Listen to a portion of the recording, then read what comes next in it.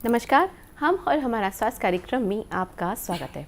दर्शकों, मानव शरीर के बारे में कहा जाता है ये एक ऐसी मशीन है जो अलग सामंजस्य में काम करती है। कई बार ये तालमेल अगर गड़बड़ा जाए तो हमारे शरीर के कुछ अंग या तो कम काम करने लगते हैं या काम करना पूरी तरीके से बंद कर देते हैं, जिससे कई जटिल समस्याएं आ जाती हैं और हमारा जीवन रूपी दिया टिमटिमाने लगता है। और आज हम अपने कार्यक्रम में बात करेंगे लिवर संबंधित समस्याएं और उनके निदान के बारे में। और इस विषय पर जानकारी देने के लिए विशेषज्ञ के तौर पर हमारे स्टूडियो में मौजूद हैं डॉक्टर अरुण अय्यर जी। डॉक्टर साहब के बारे में बता दूं कि आप एमडी गैस्ट्रो हैं और आपने 2 साल तक लंदन में लिवर डिसीज़ पर शोध और फेलोशिप की है। तो डॉक्टर साहब, आपका हमारे कार्यक्रम में और स्टूडियो में बहुत बहुत स्वागत है। नमस्कार। डॉक्टर साहब, हम सब जानते ही हैं कि हमारा शरीर अलग अलग अंगों से मिलकर बना है जो अलग अलग तरीके से काम करते हैं, हमारे शरीर को चलाते हैं। तो इसमें लिवर का क्या महत्व है और ये कैसे काम करता है? हमारे शरीर में जो लिवर है वो एक राइट ऑर्गन है, हमारे right side of the body में यहाँ पे होता है और ये सबसे सही काम करता है, यानी कि it is doing the right thing. ये एक मास्टर रेगुलेटर है, यानी कि ये एक ऐसा ऑर्गन है जो शरीर के मेजर फंक्शंस एक ही साथ एक ही ऑर्गन कर रहा है। बहुत ही महत्वपूर्ण ऑर्गन है। आज हम खड़े होते चलते हैं सब लिवर की वजह से ही होता है। लिवर की जो अवेयरनेस है वो सोसाइटी में थोड़ी कम है। कई लोगों को लगता है साहब मेरा दिल ज़्यादा ज़रूरी है, मेरा ब्रेन ज़्यादा ज़रूरी है, लेकिन जो सबसे ज़रूरी ऑर्गन हम देखें, हम बात करें तो वो लिवर है, क्योंकि इसकी इतनी फंक्शंस हैं। ये शरीर में वो सारी चीज़ें बनाता है जो शरीर को चाहिए और ये सारी चीज़ें निकाल देता है शरीर से जो शरीर को नहीं चाहिए या कि जो टॉक्सिक होती हैं। जी डॉक्टर साहब, आपने बताया कि लिवर भी हमारे शरीर का एक बहुत महत्वपूर्ण अंग है। तो ये किस तरीके से काम करता है? मतलब क्या हमारे भोजन को किस तरीके से ये हमारे शरीर तक पहुंचाता है, उसमें कैसे काम करता है? लिवर की जो फंक्शनैलिटी है वो बचपन से ही चालू हो जाती है। माँ के गर्भ में जब बच्चा होता है तो सबसे पहला जो खून का कोशिका बनता है, जिसे आरबीसी कहा जाता है, वो लिवर में बनता है। उसके बाद हमारी हड्डियों में वो बनता है। लिवर में सारे प्रोटीन्स बनते हैं। लिवर में ग्लूकोज का मास्टर रेगुलेटर है। लोग समझते हैं साहब हमारा पैंक्रियाज, हमारा इंसुलिन, बट सबसे मेन जो ग्लूकोज रेगुलेटर है वो लिवर है। जब हमें एनर्जी की कमी हो जाती है, हम थक जाते हैं, तो लिवर हमें एनर्जी देता है, हमारी मसल्स को। लिवर में सारे प्रोटीन सिंथेसाइज होते हैं। लिवर में सारे क्लॉटिंग फैक्टर सिंथेसाइज होते हैं। लिवर से ऑलमोस्ट सारी जो बॉडी की जो इम्यूनिटी है वो डेवलप होती है। नवजात शिशु से लेके हमारे मरने तक लिवर एक सबसे महत्वपूर्ण इम्यून ऑर्गन है, यानी कि रोग प्रतिरोधक क्षमता में वो भयंकर मदद करता है। और जो भी हम खाना खाते हैं वो खाना सबसे पहले हमारे इंटेस्टाइन में जाता है। वहाँ पे इंटेस्टाइन के फर्स्ट पार्ट से वो एब्जॉर्ब होता है और एक मोटी खून की नाड़ी होती है जिसे पोर्टल वेन कहा जाता है, उससे एक पूरा जो एब्जॉर्प्शन है, जो एब्जॉर्ब मटेरियल है, जो हमारा जो पोषक पदार्थ है वो सारा हमारे लिवर में जाता है। और लिवर उसके बाद एक अच्छे चार्टर्ड अकाउंटेंट की तरह जो अच्छी चीज़ें हैं वो रख लेता है और जो ख़राब टॉक्सिन्स है वो निकाल देता है। और जो अच्छी चीज़ें वो रखता है उसके बाद उसे ऐसे फॉर्म में रखता है कि जो वो स्टोर कर सके।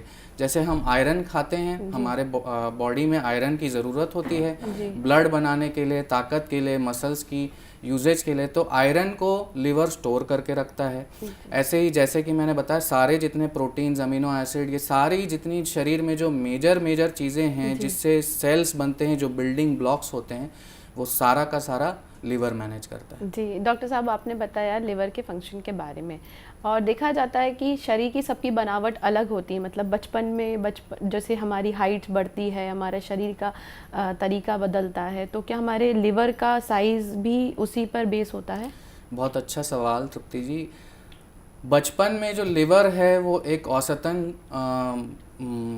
एक फीटस के लिए थोड़ा सा बड़ा होता है क्योंकि वो ज़्यादा काम करता है। फिर जैसे ही बर्थ होती है उसके बाद से लिवर की जो फंक्शंस हैं वो थोड़ी सी उससे कम हो जाती हैं और उस समय एक नवजात शिशु सिर्फ मदर्स मिल्क पे होता है, ब्रेस्ट मिल्क पे होता है। तो लिवर जो है जब 1 साल के बाद जब माँ बच्चे को खिलाना चालू करती है तो उसके अंदर सारे प्रोटीन्स की एक्सपोजर होती है उस समय सारे जो बैक्टीरिया, टॉक्सिन्स, जितनी जो हार्मफुल चीज़ें हैं वो भी शरीर में आती हैं भाई। तो लिवर ऐसे जो टॉक्सिन्स और बैक्टीरिया से बच्चे को बचाता है, इम्यूनिटी डेवलप करता है जी। और उसके बाद धीरे धीरे वो साइज़ में बढ़ता है। एक नॉर्मल अडल्ट आदमी का लिवर जो है लगभग 1.5 किलोग्राम का होता है, एक नॉर्मल अडल्ट फीमेल का लगभग 1.2 किलोग्राम का होता है। तो एक मेल और फीमेल के लिवर में भी डिफरेंस होता है। मेल्स सोसाइटी में, हर कल्चर्स में, हर देश में थोड़ा उनका ये रोल है कि बाहर जाके काम करना है साहब मेल्स को। फीमेल्स का ये था कि सोसाइटी में उनको गृहिणी का रोल है।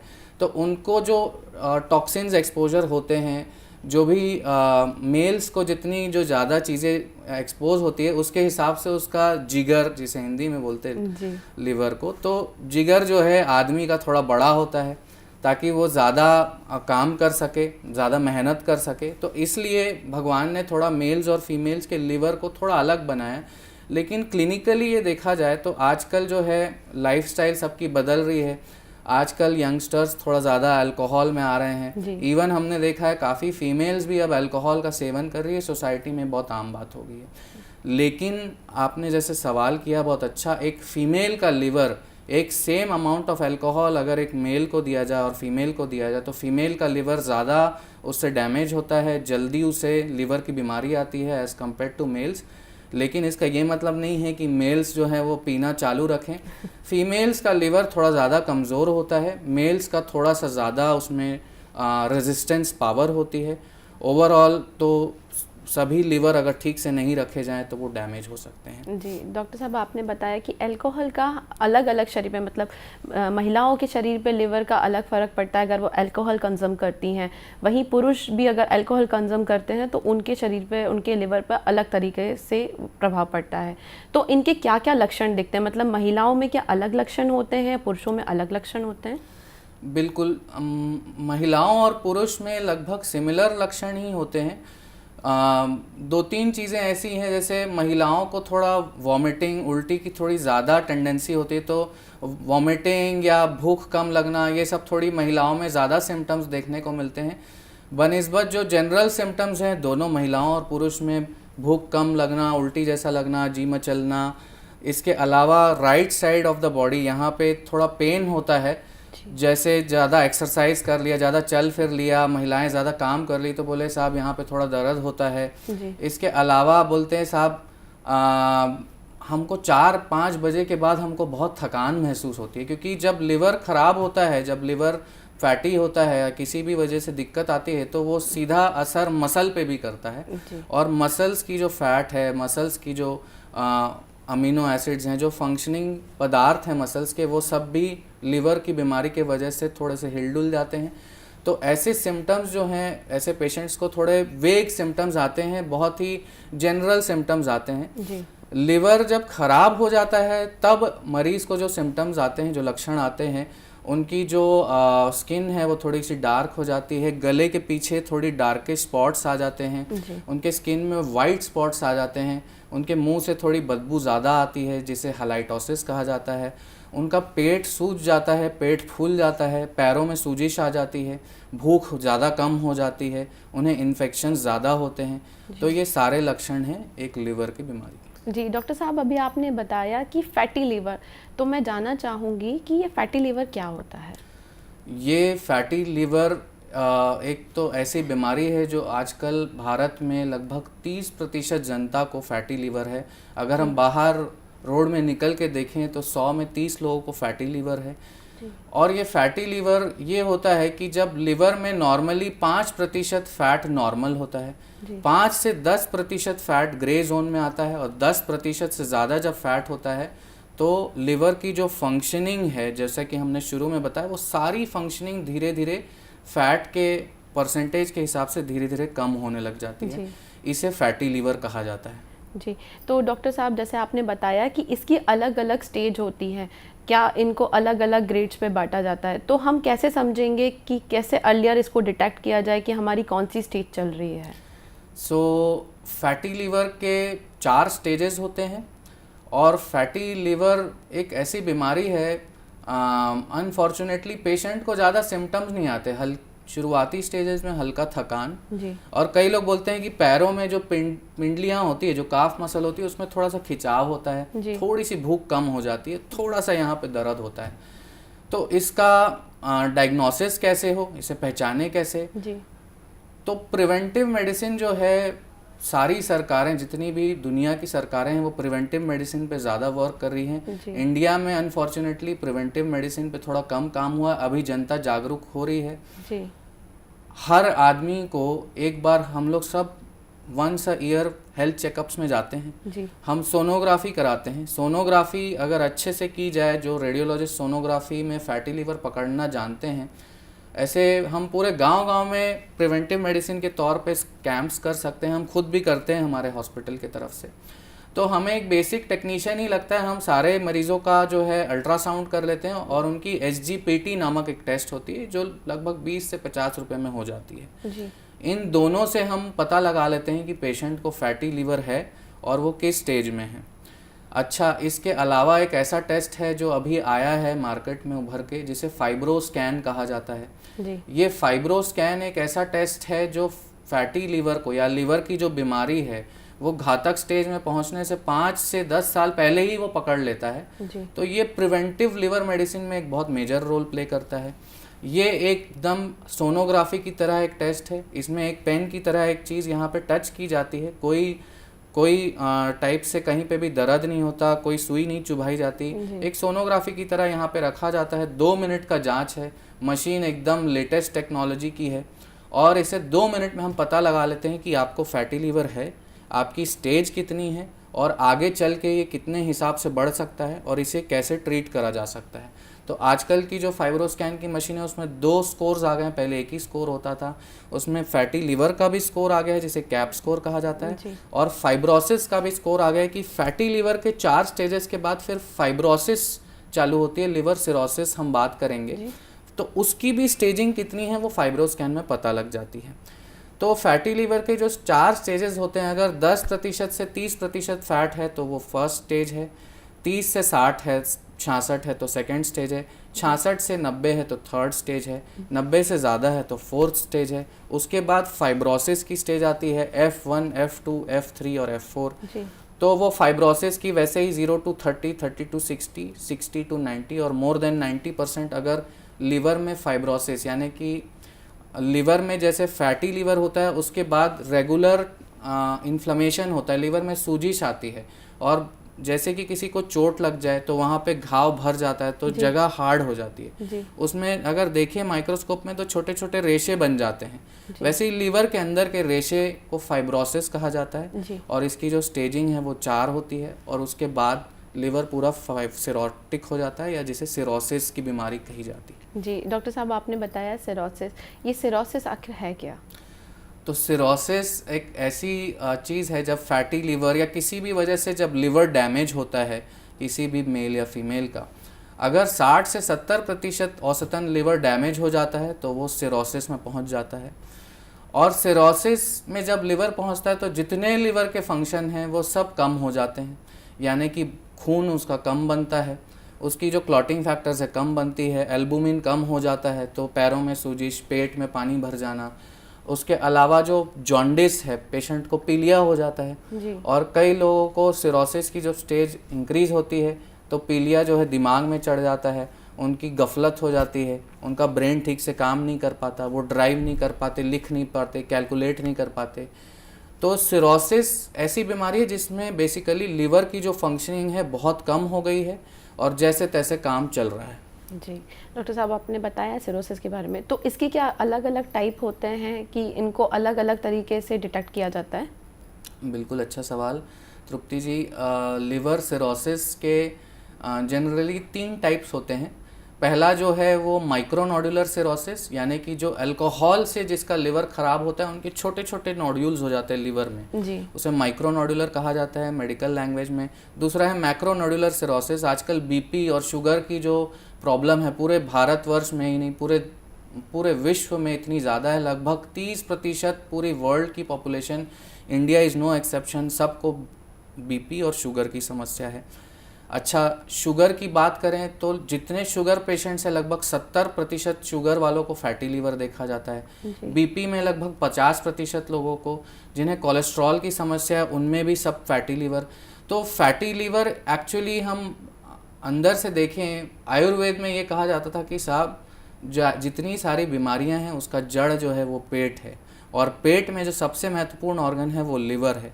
तो जब लिवर फैटी होता है तो फैटी लीवर के कारण ना ही हमारा लीवर का काम बंद हो जाता है। जब फैटी लीवर होता है तो फैट लीवर से जाके गॉल ब्लैडर में चला जाता है और गॉल स्टोन बन जाते हैं।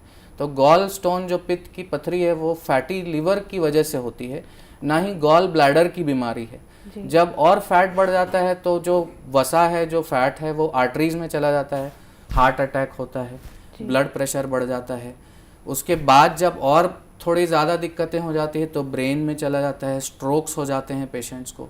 फीमेल्स को पीसीओडी की समस्या, यंग फीमेल्स को बहुत बढ़ गई है, फैटी लीवर से पूरा लिंक है उसका। आजकल जितने कैंसर्स हैं, अब हमारी जो जितनी रिसर्च है वो बता रही है कि सारे कैंसर्स, चाहे प्रोस्टेट हो, ब्रेस्ट हो, लंग हो, ईसोफेगस हो, गॉल ब्लैडर का हो, पेट का हो, सारे कैंसर जो है मेटाबॉलिक बीमारियों की वजह से हो रही है। उसका जड़ फैटी लीवर है। तो फैटी लीवर के कारण इतनी सारी समस्याएं बढ़ रही हैं, और इसीलिए फैटी लीवर का जो हमारा अवेयरनेस है पब्लिक का वो अच्छा होना चाहिए। And I would like to thank Doordarshan and thanks to your channel and your whole team कि आपने इतना अच्छा एक प्रोग्राम दिया जनता को, जिससे हम अपना एक्सपीरियंस शेयर कर सकें और लिवर के बारे में थोड़ी जनता को जागरूकता ला सकें, क्योंकि इतना महत्वपूर्ण ऑर्गन है, इतना काम कर रहा है और ये एकदम ही अनलुक्ड है। लोग इस पे थोड़ा ध्यान कम देते हैं, तो इस पे ध्यान दिया जाए तो लोगों का हेल्थ भी बढ़े और लोग स्वस्थ रहें। जी डॉक्टर साहब, आपने बताया कि लिवर से ही सारी समस्याएं जुड़ी हुई हैं, और कई बार जैसे आपने बताया कि लिवर सिरोसिस के बारे में, तो इसके लिए कई सारे उपचार भी बताए जाते हैं, जैसे टिप्स, एंडोस्कोपी और भी कुछ इसके लिए उपचार हैं। तो टिप्स या एंडोस्कोपी की हम बात करते हैं तो जितने भी लिवर के मरीज हैं, आपने लिवर सिरोसिस का जिक्र किया, तो लिवर सिरोसिस जब हो जाता है तो लिवर जो है वो हार्ड हो जाता है, वो स्टिफ हो जाता है। वहाँ पे जो ब्लड हमारा लिवर से होके जो पेट में जितना भी हम जो खाते हैं इंटेस्टाइन से, वो सब ब्लड लिवर से होके एक छन्नी की तरह लिवर काम करता है, और वो बहुत ही सॉफ्ट छन्नी होती है। तो जैसे जैसे लिवर स्टिफ होता है, जो रेशे बढ़ जाते हैं तो फाइब्रोसिस होता है। वहाँ की जो नाड़ियाँ हैं वो रुकावट देती हैं ब्लड के फ्लो में, और ब्लड का फ्लो नहीं हो पाता है तो जैसे कोई हाईवे है, हाईवे अगर किसी वजह से बंद हो जाए तो छोटे छोटे बाईपास खुल जाते हैं जी। तो हमारी जो खाने की नलकी है उसके अंदर की जो खून की जो नाड़ियाँ हैं, जिसे वेन्स कहा जाता है, वो ओपन हो जाती हैं। प्रेशर, अच्छा ये भी एक बात है कि जो नॉर्मल आदमी का बीपी हम सब जानते हैं 120/80 होता है, लीवर का जो प्रेशर है वो 5 mmHg होता है। लीवर का प्रेशर अगर 5 से 10 हो जाए तो ये सारी जो खून की नाड़ियाँ हैं खुल जाती हैं, पेशेंट को खून की उल्टी होती है। तो लिवर सिरोसिस में बाद में खून की उल्टी होती है पेशेंट को, और ऐसे सिचुएशन में हम दूरबीन ले जाते हैं मुंह से, और ये बिल्कुल ही एक पेनलेस प्रक्रिया है, इसमें पेशेंट को कोई दिक्कत नहीं होती अगर ये एक्सपर्ट्स करें तो। इसलिए हमारी जो ट्रेनिंग है, हमने देश में मेजर सेंटर्स से और विदेश में पेनलेस एंडोस्कोपी की ट्रेनिंग ली है, ताकि हम अच्छे से डायग्नोस कर सके कि लीवर के पेशेंट में कहाँ से खून रिस रहा है, कौन सी नाड़ी उसकी फटी है अंदर से, और उसे दूरबीन से हम उस नाड़ी को जाके वहाँ पे एक rubber band, biological rubber band आता है, उसे बैंड कर देते हैं, जिसे एंडोस्कोपिक वराइशियल लाइगेशन कहा जाता है। वहाँ पे हम बायोलॉजिकल ग्लू का इंजेक्शन करते हैं, या कभी कभी वहाँ पे हम अल्कोहल ही इंजेक्ट करते हैं, जिससे वो नाड़ी पूरी ब्लॉक हो जाती है और जो ख़राब बाईपासेस हैं वो बंद हो जाते हैं, और अच्छे जो नॉर्मल बाईपासेस हैं वो खुल जाते हैं। तो ये एक एंडोस्कोपी का ट्रीटमेंट है जी। इसके अलावा लिवर के पेशेंट्स में टिप्स का आपने जिक्र किया जी। टिप्स एक ऐसी प्रक्रिया है जी, जो लिवर सिरोसिस के मरीज हैं वो बहुत परेशान रहते हैं कि पेट में पानी भर गया, पेट में पानी, फिर वो निकलवाने अस्पताल आते हैं, वहाँ सुई डाल के उनका पानी बार बार निकाला जाता है। उन्हें कई प्रकार के इन्फेक्शंस होते हैं, जिसे SBP या पेरिटोनाइटिस कहा जाता है, उससे उनकी लाइफ स्पैन जो है कम हो जाती है। कई लोग उसी वजह से अपना दम तोड़ देते हैं। तो टिप्स एक न्यूअर टेक्निक है, इसमें क्या करते हैं हम, एंजियोग्राफी जैसे हमने आपने सुना होगा एंजियोग्राफी से हार्ट में स्टेंट डालते जी। हैं, तो हम एंजियोग्राफी से जाते हैं और लीवर के अंदर नाड़ियों में स्टेंट डाल देते हैं, जिससे जो लीवर की जो स्टिफनेस है उसकी वजह से जो खून रुक रहा था वो खून रुकता नहीं है, वहाँ पे बाईपास होके वो सीधा हार्ट में चला जाता है। तो पेशेंट का जो लिवर है उसकी फंक्शनिंग भी थोड़ी इम्प्रूव होती है, उसकी जो पेट में पानी जिसे असाइटिस कहा जाता है वो समस्या का भी निदान होता है। और जब तक पेशेंट को फर्दर लिवर ट्रांसप्लांट या जो मेन स्टे ऑफ ट्रीटमेंट है वो जब तक नहीं मिलता तब तक पेशेंट अच्छे से अपना टाइम निकाल सकता है। जी डॉक्टर साहब, जैसे कि हम जानते हैं लिवर की जो समस्या रहती है उससे जो लोग ग्रसित रहते हैं तो कई बार उनके लिए हेपेटाइटिस जैसा सिम्टम्स सुना जाता है, तो ये हेपेटाइटिस आखिर क्या होता है? हेपेटाइटिस यानी कि लिवर में सूजिश। जी। हेपेटाइटिस एक ऐसी बीमारी है जो कई कारणों से होती है, जैसे अल्कोहल से अल्कोहलिक हेपेटाइटिस, कई वायरसेस होते हैं, तो हम उनसे डिवाइड कर ले 5 भागों में, 5 उंगलियां हैं। Hepatitis A, B, C, D और ई, ये मेजर लिवर के वायरसेस हैं। इसके अलावा कुछ और भी हैं, जी वायरस, कुछ और भी रेयर वायरसेस। इसके अलावा नॉन अल्कोहलिक स्टीएटो हेपेटाइटिस बहुत कॉमन आजकल बहुत जनता को हो रहा है। ये बीपी और शुगर की बीमारी है, इसे मेटाबॉलिक सिंड्रोम कहा जाता है। जिन लोगों को पेट में मोटापा है, जिन लोगों का पेट निकल जाता है, बहुत तला हुआ खाते हैं, वो घी तेल और जो रिफाइंड जो बार बार ये पके हुए पकवान वगैरह ज़्यादा खाते, पेट निकल गया साहब, तो इसे फैटी लीवर हो जाता है। फैटी लीवर की जो नेक्स्ट स्टेज है उसे हेपेटाइटिस स्टीएटो हेपेटाइटिस होता है। तो जितने भी लिवर, अच्छा कुछ ऐसी ड्रग्स हैं जैसे टीबी की दवाइयाँ हैं, या कुछ ऐसी और भी मेडिकेशंस हैं जैसे रूमेटिक आर्थराइटिस होता है, उसमें मिथोट्रेक्सेट नामक मेडिसिन है, उससे भी हेपेटाइटिस होती है। कुछ हार्मोन्स हैं टेमोक्सिफेन वगैरह, उससे हेपेटाइटिस होती है, इसे ड्रग इंड्यूस्ड हेपेटाइटिस कहा जाता है। आयरन अगर ज़्यादा बॉडी में स्टोर होने लग जाए, सिकलिंग की इतनी समस्या है छत्तीसगढ़ प्रदेश में, तो सिकलिंग वाले मरीजों का आयरन स्टोर हो जाता है, तो आयरन से हेपेटाइटिस हो जाता है। कई बीमारियों में कॉपर स्टोर हो जाता है, जैसे विल्सन्स डिसीज़ कहा जाता है, तो उससे विल्सोनियन हेपेटाइटिस होता है। हेपेटाइटिस यानी कि लिवर सूज जाता है, और अंदर से हम देखें माइक्रोस्कोपिकली तो जो लिवर की जो सेल्स हैं वो किसी ना किसी वजह से वहाँ पे दूषित होती हैं और धीरे धीरे वो नष्ट होती हैं, और उनके अंदर का जो भी सामान है वो ब्लड स्ट्रीम में निकल जाता है, और हमारी जो ब्लड टेस्ट है उसमें SGPT, SGOT और बिलिरुबिन नामक जो वैल्यूज़ हैं वो बढ़ जाते हैं। इसे वायरल हेपेटाइटिस या हेपेटाइटिस कहा जाता है। जी डॉक्टर साहब, आपने बताया, तो ये हेपेटाइटिस के लिए भी कुछ उपचार होते होंगे, इंजेक्शन या मेडिकेशन? जी बिल्कुल, बहुत अच्छा सवाल, और आपने बहुत रिसर्च किया है लिवर पे तृप्ति जी। तो वायरल हेपेटाइटिस बी और सी एक बहुत ही घातक बीमारी है। ये माँ से नवजात शिशु को हो सकता है, जो कि मोस्ट कॉमन है इंडिया में और एशियन कंट्रीज़ में। इसके अलावा हेपेटाइटिस ए जो है वो खान पान या ख़राब खाना खा लिया, पानी से ज़्यादा होता है, बच्चों में ज़्यादा देखा जाता है। ये सेल्फ लिमिटिंग है, इसे लिवर सपोर्टिव मैनेजमेंट दिया जाए, लिवर प्रोटेक्टिव ड्रग्स दी जाएँ तो वायरल हेपेटाइटिस ए आराम से क्लियर हो जाता है। बी और सी हेपेटाइटिस की दवाइयाँ आती हैं, ये आजकल पहले इंजेक्शन फॉर्म में आ रही थी, आजकल मेडिकेशंस आ रहे हैं इसके। इसके अलावा अल्कोहलिक हेपेटाइटिस का ट्रीटमेंट है, उसमें कुछ मेडिसिन है और अल्कोहल बंद करना होता है। स्टीएटो हेपेटाइटिस में फैटी लीवर का उपचार होता है। तो ये सब हेपेटाइटिस का। जी डॉक्टर साहब, सुना गया है बहुत सी बार जब हमारा लिवर का ट्रांसप्लांट होता है तो ये ट्रांसप्लांट कितना कारगर है और ये कैसे हो सकता है?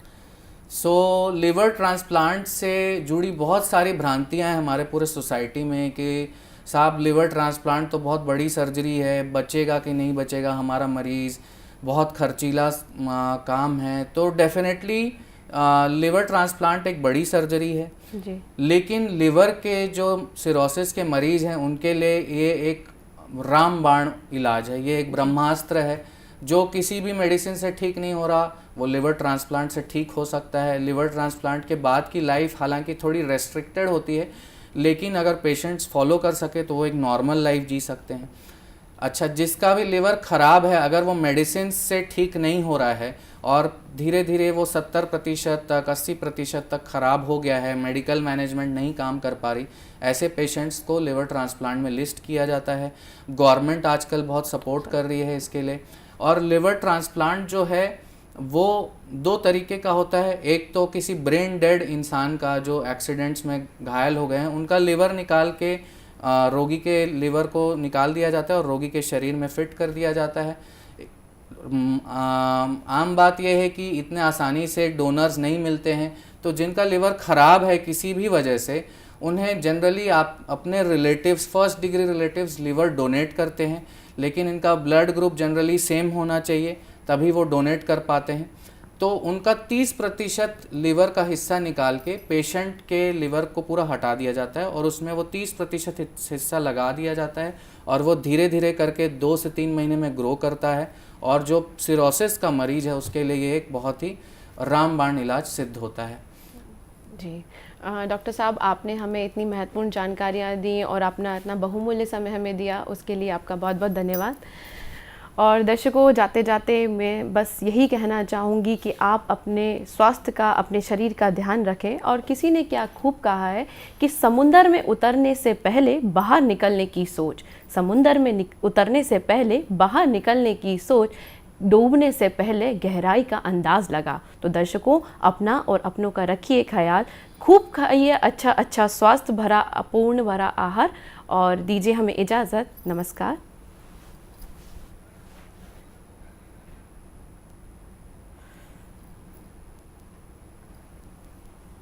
टाइम कम पड़ गया, बहुत सारी चीज़ें थी।